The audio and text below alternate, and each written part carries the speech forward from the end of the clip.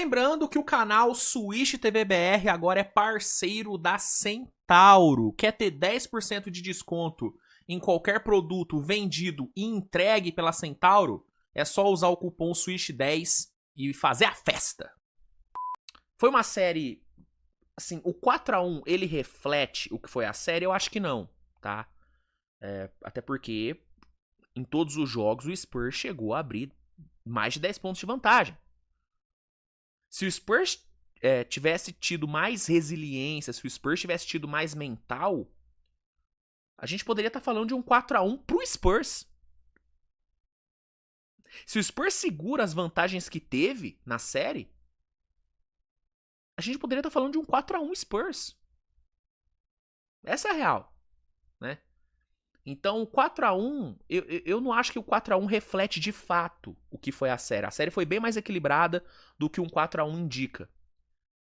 Mas a real é que no quesito mental, o Knicks foi muito melhor. O 4x1 sim ilustra bem a diferença mental entre os dois times. A diferença de mental dos dois times. O 4x1 ilustra bem isso. Porque o Knicks foi muito mais maduro.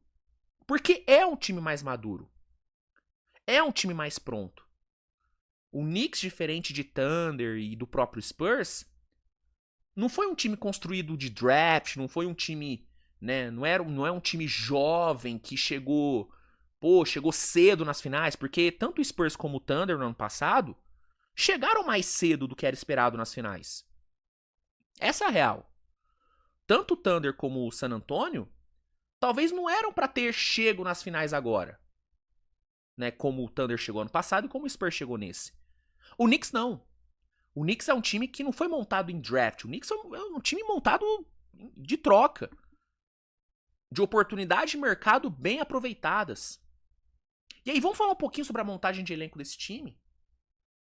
Vamos começar com o Brunson. Fez um playoff bom em Dallas. Dallas não quis pagar o que ele queria. O Knicks foi lá, bancou. Mesmo com todo mundo criticando, falando que pagou caro demais. Eu, inclusive, fui um desses caras. Não tenho problema nenhum em admitir isso. Eu fui um dos leigos que criticou a contratação do Brunson. E que hoje tô aqui para elogiar e para enaltecer ao máximo esse monstro. Que, repito, se tornou o maior jogador do Knicks da história. Eu não sei se o torcedor do Knicks considera, mas eu, olhando de fora, eu coloco o Brunson como o maior jogador da história do Knicks. Ponto. Enfim. Você pode discordar, mas é minha opinião e eu vou sustentar ela. Antes do título, eu já colocava ele como um top 3, pô. Com o título, porra, caralho. Knicks foi lá, bancou. E aí, vem as outras oportunidades. Aparece um OG Anunoby, que o Knicks paga barato demais no Anunoby, cara. A renovação foi cara. Foi cara a renovação. Mas a troca em si foi muito barata. Quickley RJ Barrett pelo Anunoby, que poderia muito bem ter sido o MVP dessas finais, que foi o cara mais consistente do Knicks em todo o playoff, que é um dos jogadores mais valiosos que a NBA tem, pagou barato pra caralho. Pagou barato pra caralho. Josh Hart tava lá no Pelicans, sucateado. O Knicks foi lá e pegou. Mikal Bridges, esse saiu caro. 5 picks e os caralho pro Mikal Bridges. Puta que pariu, ele não vale 5 picks. Fundamental pro título. Se pagou? Eu acho que sim. Eu acho que sim. Né? Carlton Towns. Teve ali uma final de conferência ruim em Minnesota, tava em baixa. O Knicks olhou e falou, vem cá, Towns. Pega o Julius Randle, pega o DiVincenzo, manda o Towns pra cá. Vinha sendo o melhor jogador do Knicks no playoff. É que esses últimos 3 jogos dele na série... 3 jogos? 3 jogos, do jogo 2 pra frente, ele ficou abaixo. Mas ele vinha sendo o melhor jogador do Knicks no playoff. Até o jogo 2, ele era o MVP das finais pra mim.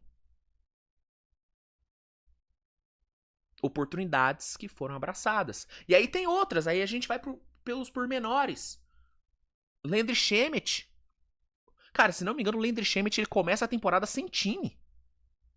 Knicks vai lá e pega ele. Fez um puta playoff. Jordan Clarkson, bem também, sendo um cara importante na rotação. Mitchell Robinson, jogador injury prone, cheio de lesão, que não arremessa, que não consegue acertar um lance livre, nem se a vida dele dependesse disso. Knicks bancou, falou, não, mano, isso é importante, você pega rebote, inclusive pegou um rebote gigante no final do jogo de hoje. Um rebote em cima do Embi, que nem isso ele conseguiu fazer no quarto período. Né? Por isso que eu falo que o quarto período do Embi foi irrelevante. O Embi não fez nada no quarto período. Nada. Nem o rebote que ele deveria pegar, ele conseguiu pegar. E o Mitch Robinson, ele é isso, cara. Ele é um cara que ele se paga nas pequenas coisas. É num rebote ofensivo na hora certa, é numa defesa boa numa hora certa. Entendeu? Knicks bancou. Mike Brown. Tom Thibodeau tava mó tempão, o time gostava dele e tudo mais. A gente precisa mudar, a gente precisa dar uma modernizada, a gente precisa de um ataque melhor. Mike Brown, vem pra cá. Deu certo. Pra caralho. Né? Então, toda a construção desse Knicks campeão é admirável, cara. É admirável. O Knicks, ele mostra que você pode ser campeão sem ser esse garimpador de talento de draft. Não, você pode ser campeão trocando, né? Punindo o mercado, aproveitando oportunidades, né? Então, é muito foda, cara, toda essa trajetória desse Knicks. É muito foda ver, por exemplo, os Villanova Boys, né? 3 jogadores que, né, foram companheiros em Vila Nova, que foram campeões em Vila Nova, sendo campeões da NBA, que é o Mikal, o Hart e o Brunson. É muito da hora ver um Karl Anthony Towns que, né, era chamado é chamado ainda de soft e tudo mais, sendo campeão. Inclusive sendo campeão primeiro do que o Anthony Edwards, que foi o jogador que Minnesota preferiu manter ao invés dele. Ele que era o franchise player de Minnesota. Minnesota pega o Anthony Edwards, o Edwards assume o papel de franchise player, e Minnesota se livra do Towns, aposta no Anthony Edwards, e o Towns é campeão primeiro. É bacana essa história. Muito legal a história do Alvarado. Torcedor do Knicks, morou no Brooklyn, teve a oportunidade de ir pro time, pô, soltou fogos por ter sido trocado de New Orleans para Nova York. É campeão. Tendo a participação importantíssima, porque no jogo 4, o Alvarado foi fundamental também para a virada. O Anunoby, o próprio Anunoby, sendo bicampeão da NBA, ele já havia sido campeão em Toronto, só que ele não jogou por conta de lesão. Mas agora foi campeão jogando pra caralho. Pra caralho, né? Então, toda a história desse Knicks, toda a construção desse Knicks é muito foda, cara. E é um time. É um time muito da hora, cara. É muito da hora ver o Knicks campeão, mano.